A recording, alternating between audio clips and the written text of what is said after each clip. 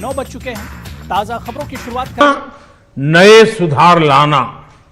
साथियों, नियमों और प्रक्रियाओं को सरल बनाकर आम लोगों के जीवन में ईज ऑफ लिविंग को बढ़ाने पर इस बजट में जोर दिया गया है। ये बजट इंडिविजुअल्स, इन्वेस्टर्स, इंडस्ट्री और साथ ही इंफ्रास्ट्रक्चर सेक्टर में बहुत सकारात्मक बदलाव लाएगा।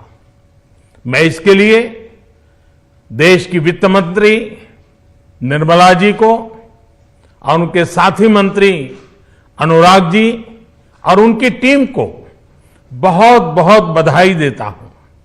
साथियों, ऐसे बजट देखने को कम ही मिलते हैं जिसमें शुरू के 1-2 घंटों में ही इतने सकारात्मक रिस्पांस आए।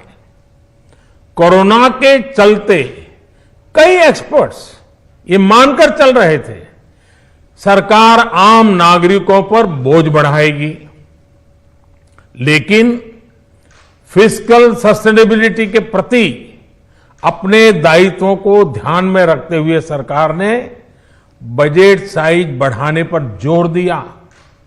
हमारी सरकार ने निरंतर प्रयास किया है कि बजट ट्रांसपेरेंट होना चाहिए।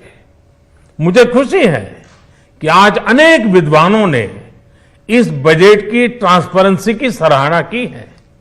साथियों, भारत कोरोना की लड़ाई में रिएक्टिव होने के स्थान पर हमेशा ही प्रोएक्टिव रहा है। चाहे वो कोरोना के काल में किए गए रिफॉर्म्स हो या फिर आत्मनिर्भर भारत का संकल्प, इसी प्रोएक्टिवनेस को बढ़ाते हुए आज के बजट में भी रिएक्टिव का नामो निशान नहीं है।